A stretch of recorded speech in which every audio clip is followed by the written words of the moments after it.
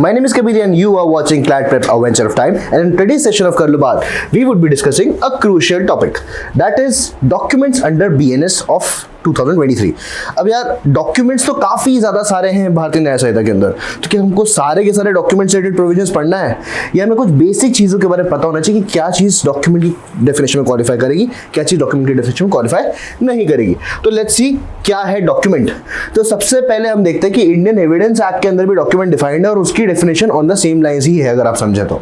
अब क्या बोलता है section 2 sub clause 8 of the भारतीय न्याय संहिता डॉक्यूमेंट्स के बारे में बात करता है। सेक्शन याद करने की जरूरत है क्या? नहीं, पर पता होना जरूरी है। चलो, section 2 sub clause 8 of BNS is document defined. क्या बोलता है? बहुत ध्यान से पढ़ना, बहुत ही इजी डेफिनेशन है।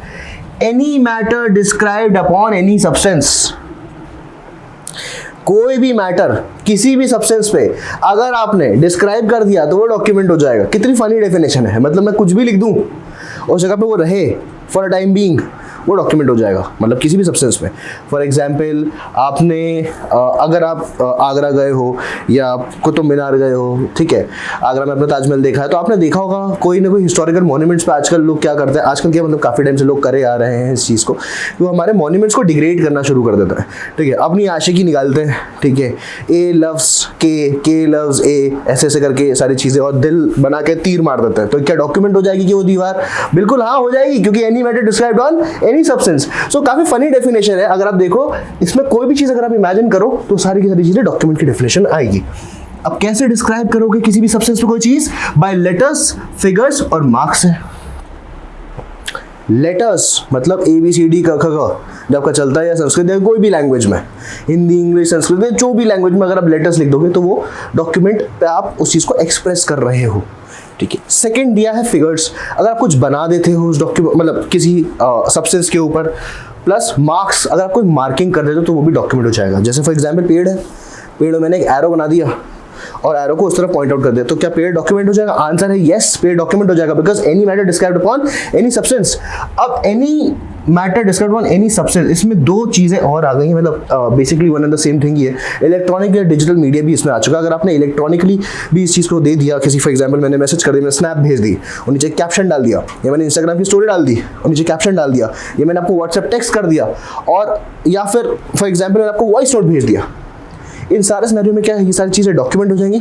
वॉइस नोट को छोड़ के बाकी सारी चीजें डॉक्यूमेंट हो जाएगी, बिकॉज वॉइस नोट जो है वो लेटर, फिगर्स और मार्क्स के द्वारा नहीं बनाया गया है, राइट, वो अलग चीजों में क्वालिफाई करता है, and that is the reason उसको डॉक्यूमेंट की डेफिनेशन में देखेंगे। Voice note is not a document, but voice note can be convert as a matter of document through transcription, ठीक है। सेक्शन 65B अगर आप पढ़ते हो IT एक्ट का, तो वो यही कहता है कि आप कोई भी रिकॉर्डिंग को ट्रांसक्राइब करके कोर्ट के सामने एज एविडेंस डाल सकते हो। अब डॉक्यूमेंट अगर आप डिस्क्राइब करते हो, any matter described upon any substance, हमने देखा लेटर, फिगर और मार्क्स से डिस्क्राइब कर सकते हैं। इलेक्ट्रॉनिक डिजिटल मीडिया भी इंक्लूड है। दो चीजें इंक्लूड नहीं है, सिंबल्स और वर्ड्स। कभी भी आप डॉक्यूमेंट को अगर डिस्क्राइब करना चाहोगे या किसी भी चीज को डॉक्यूमेंट बनाना चाहोगे, तो एनी मैटर जब आप लिखोगे तो लेटर, फिगर, मार्क्स से ही लिखोगे। कोई सिंबल बना दोगे या कोई वर्ड लिख दोगे तो वो डॉक्यूमेंट की डेफिनेशन में नहीं आएगा। यानी कि अगर मैं बोलूँ a document is something which is describe by any certain words, तो क्या डॉक्यूमेंट हो जाएगा? वो नहीं। अगर मैं वर्ड से कोई चीज लिख दूं तो क्या डॉक्यूमेंट हो जाएगा? नहीं। Words letters is the better version, ठीक है, लेटर्स। तो सिंबल और वर्ड्स ध्यान रखना, आपको इससे MCQ सवाल बन सकता है, जुडिशरी में पूछा जाता है, स्लैट में भी पूछा जाता है, बहुत ही टेक्निकलिटीज वाला क्वेश्चन है, लेकिन डेफिनेशन बड़ी सिंपल सी। आप कुछ भी लिखोगे, हर चीज डॉक्यूमेंट है।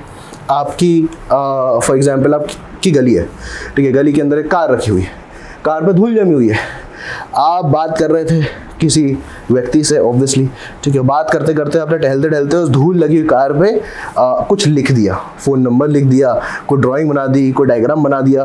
तो क्या किया? बेसिकली उस विंडशील्ड को, धूल लगी विंडशील्ड को आपने ऐसा डॉक्यूमेंट बना दिया, ठीक है। नेक्स्ट देखो section 2 sub clause 31 valuable security. अब वैल्यूएबल सिक्योरिटी क्या है? वैल्यूएबल सिक्योरिटी डिफाइन करा हमने, document which have certain legal value. अगर किसी चीज की कोई लीगल सर्टेन वैल्यू है तो वो क्या है? Valuable security. वैल्यूएबल सिक्योरिटी की लीगल वैल्यू कैसे आती है देखते हैं। ये ऐसा डॉक्यूमेंट है, मतलब ये क्या है? Any matter described upon any substance वाला टाइप का डॉक्यूमेंट है, पर यहाँ पे कुछ स्पेशल चीजें हैं। वो स्पेशल चीजें क्या है? Which creates, extends, transfers, restricts, extinguishes and releases. बहुत सिंपल सी चीज़ है, अगर आपने याद कर ली तो आपसे अच्छा कोई इंसान ही नहीं हुआ दुनिया में। क्या है? Which creates, extends, transfer, restrict, extinguishes and releases. क्या करता है ये क्रिएट करता है क्या? Legal right. ये एक्सटेंड करता है क्या? किसी व्यक्ति का लीगल राइट। ये रिस्ट्रिक्ट करता है क्या? Legal right. एक्सटिंग्विश करता है क्या? Legal right. रिलीज करता है क्या? Legal right. ये 4 5 6 चीजें जो है आपने लीगल राइट के रिस्पेक्ट में कर दी तो माना जाएगा कि आपका डॉक्यूमेंट जो है वो क्या है? वैल्यूएबल सिक्योरिटी है। इससे सिंपलिस्टिक तो कोई कर ही नहीं सकता यार। मतलब भारतीय न्याय संहिता ने हमें बोल दिया, ले देखो भाई ये रही वैल्यूएबल सिक्योरिटी की डेफिनेशन, भाई साहब ये रही डॉक्यूमेंट की डेफिनेशन। इससे सिंपल कुछ नहीं है।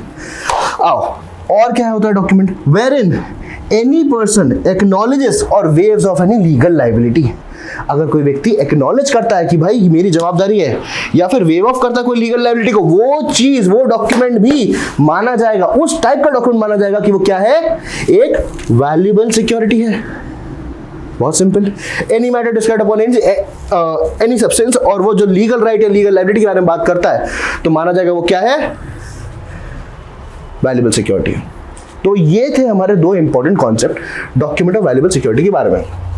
अब बेसिकली जो क्लैट आपसे सवाल पूछता है वो पूछता है काउंटरफीट और विल के रिगार्डिंग भी, कि भाई विल कब होती है, काउंटरफीटिंग कब होती है। तो हमने 2 और इंपॉर्टेंट डेफिनेशन पढ़ना जरूरी है। अब क्या है, सबसे पहले समझ लेते हैं काउंटरफीटिंग क्या है। अब क्योंकि हमने वैल्यूएबल सिक्योरिटी देखा कि वो लीगल राइट और लीगल लायबिलिटी के बारे में बात करती है, एट द सेम टाइम हमने डॉक्यूमेंट की डेफिनेशन देखी वो क्या होता है, तो हम देख लेते हैं काउंटरफीटिंग उन दोनों प्रकार के डॉक्यूमेंट्स की कैसे हो सकती है। एक जनरल डॉक्यूमेंट, एक स्पेशल डॉक्यूमेंट, वैल्यूएबल सिक्योरिटी कैसे हो सकती है। ठीक है, let's see. Causing one thing to resemble another thing. जब मैं कोई एक चीज बना दूं दूसरी चीज से हूबहू। अब रिजेंबल करना मतलब क्या होता है?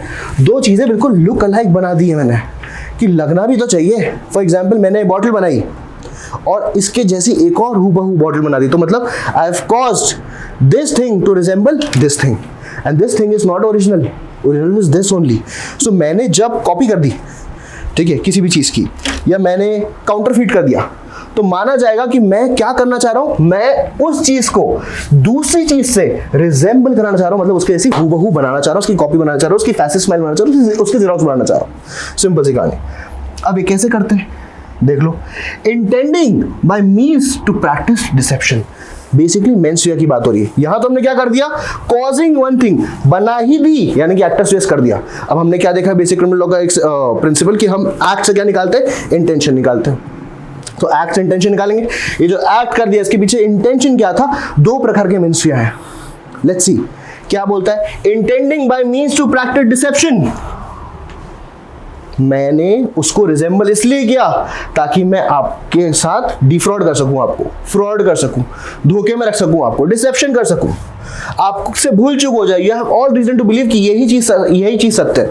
आपको लगे कि ये बॉटल असली नहीं है, असली बॉटल तो ये है।